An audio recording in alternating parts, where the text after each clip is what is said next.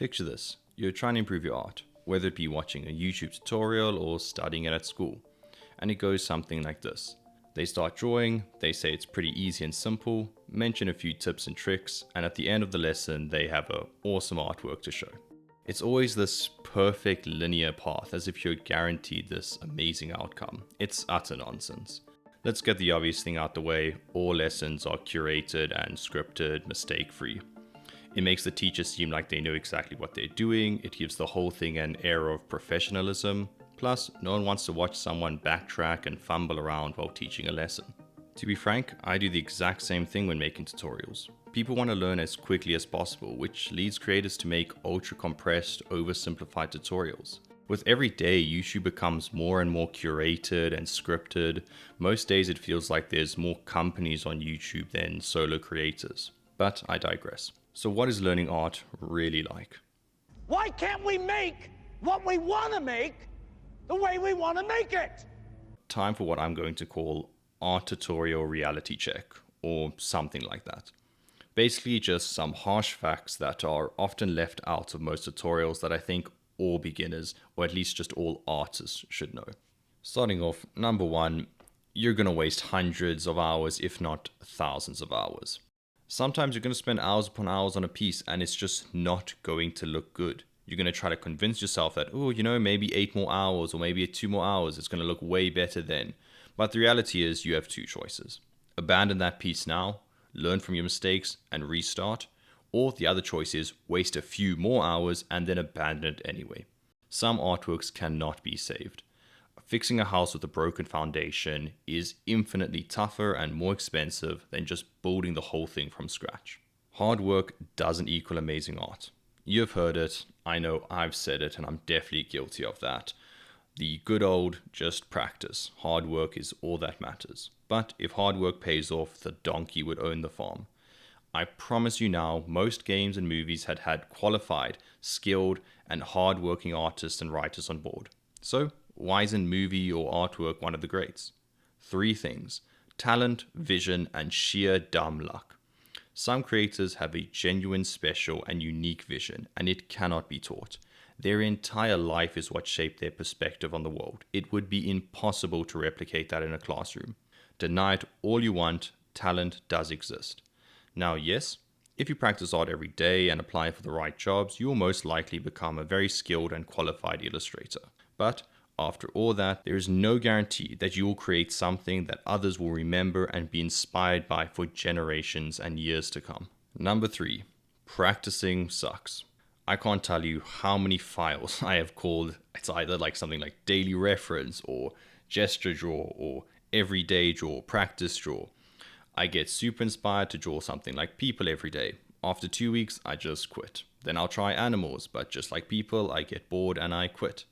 But people say, practice 6 or 12 months like it's some simple tasks. Now the truth is it sucks. And don't worry, if you find it unbearably difficult, I promise you most people feel exactly the same way. Musicians understand this the most. Playing the same piece of piano over and over again is an absolute treat to me. But when I'm learning a new piece of sheet music, it's the most draining, soul-crushing task of my existence. Number 4, it doesn't get easier. Not just in art, but in life in general, we have this philosophy that things will get easier over time. I think it's some sort of coping mechanism for us. Problems will always follow you. Sure, when you start out as an artist, your skills are lacking, and you think maybe in a few more years I'll be able to create whatever I want. Yeah, your skills will increase, but over time, so does your ambition. You're going to inevitably want to tackle bigger and tougher projects. Our human brain, it just loves to solve problems. It's our basic instinct. So to fantasize about a life without problems is like fantasizing about a world without water. We cannot live without problems. So things definitely don't get easier over time, but what I will say is you get a better understanding that anything in life worth pursuing will be riddled with hardship and disappointments. You learn to, I won't say enjoy the journey, but you learn to appreciate and understand why you have to make that journey. Number 5, art is insanely competitive, unlike other careers. As an artist, you are constantly reminded of all the other people out there doing your job, but better. Look, I'm not the one to say, oh, my job's so hard. Yes, every single job is tough. But if you're an accountant, you don't open Instagram and see thousands of people more skilled in Excel and financial management than you. But as an artist, when you're on Instagram, when you're watching TV or any other social media, you're in a constant state of being humbled by the works of others. Yes, that is a source of inspiration and determination, but it can quickly become overwhelming and utterly demoralizing for many. And number 6, just like life, art isn't fair. If only you have a pencil and a paper, you can be a fantastic artist. Yeah, you can, but don't kid yourself. That person will have to work infinitely harder than an artist starting out with a 4K Wacom drawing tablet and a 4090. Many artists are limited by their budget. Yes, for some people, a $300 graphics card is nothing, but for others, that could be a whole month's salary. It's a difficult thing to justify spending that on a single piece of equipment.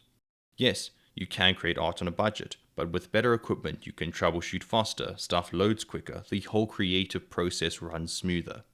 When someone says art is fair or just life is fair, you instantly start nodding like, yeah, buddy. But in your head, you're like, dear God, I just started a conversation with someone that knows nothing about the real world. Yeah, but oh well. I can't think of any more, and 6 is my favorite number, so it's a fitting place to end the list. I recently designed some jewelry. I've never drawn jewelry before or even designed jewelry, so I think it'll make for a decent example of what the art learning process is like, or at least what my art process is like. If this was a fake linear way, I'd say something like, I wanted to design a pendant. I started with a concept sketch, then brought it into 3D. Here's the final result. Perfect, simple, clean, and absolutely fake. But the reality is, I only had the idea I kind of just wanted to create some kind of red gem, probably a ruby. My first sketch was trash. I realized I knew nothing about jewelry, or gemstones for that matter. So I started to research different types of stone cuts and shapes, ended up choosing what's called a cushion cut. With that, I was able to get some nice concept ideas out. Then with coloring, honestly, I just hated all the results. Painting black metal sucks. It's super contrasty, super, I don't know, it's just difficult. Let's just say it like that. So I painted a raven from a reference photo in hopes of understanding how to paint glossy black a little bit better, but ultimately I just said, F it, I'll fix it later when I 3D model it. As for that 3D model, and now I kid you not, the only notes I wrote down for this was red jewel perfume style ad. That's it. And I think it's pretty much that basic lack of planning that led this whole project down a convoluted and just stupid path in general. For context, I thought like all perfume and jewelry ads, I'd put the necklace on some fancy rocks, have an ocean simulator in the background, and call it a day. And that was really, really easy. But in Blender or any 3D modeling for that matter, when things are going a little bit too smoothly, I get suspicious. It normally means the idea just isn't very creative or it's way too simple for your skill set. So after that, I just rapidly fired idea after idea after idea, mostly shouting at myself, wondering why they all look so bad. I mean, it was just missing something. First drafts, they're always rough, but normally you can see a little bit of potential in them. This time I saw nothing. When the art is no longer arting, it makes you question your own skills. It messes with your confidence. Do I even really know how to use Blender? Can I even call myself an artist? But just before I was about to throw this whole piece away, the last idea started to look acceptable. And with a bit of polish and iterations, it ended up like this. A nice calm background. Not my favorite project, but I'm glad all the time spent on it didn't go completely to waste. For most of this process, I didn't feel in control, even though I've been modeling and making art for years now. So at least I didn't need to worry about topology, normal, how Blender works, how Krita works. Imagine how frustrating the art process is for newcomers who have to struggle with learning the software on top of learning art. This whole video might seem overly cynical and negative, but the message I want you to walk away with is art is difficult and it's okay for you to struggle, trip, and fall. When creating art, I'm always learning from others, admiring their work, and it often feels like these great artists never make mistakes, never question themselves, never struggle. But you only ever see the curated and final outcome, when you step back and view the full picture, you'll see that behind any masterpiece is a convoluted path of ups and downs, struggles and triumphs.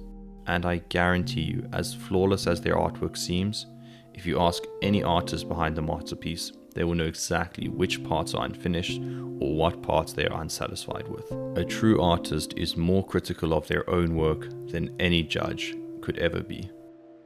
I won't say never give up. Yes, you should try your hardest, it's admirable. But the honest truth is, if the majority of your time spent on making art makes you upset, frustrated, or disappointed, your life could be a whole lot better if you thought about switching careers.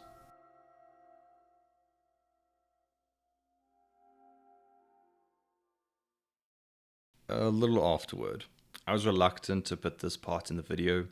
I don't like asking for favors. I'm the kind of person who will help a friend with any task, no matter how small. But when it comes to asking for help, unless I physically cannot do it by myself, I won't ask for help. And even then, I'm hesitant to ask.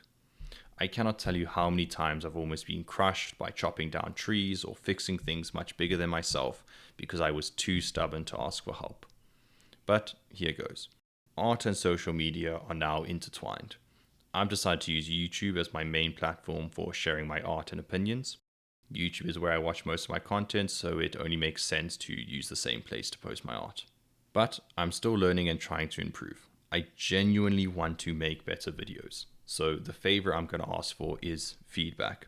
It can be anything from what you like about the videos or what you don't like, what you wish I had more of, what you wish I had less of.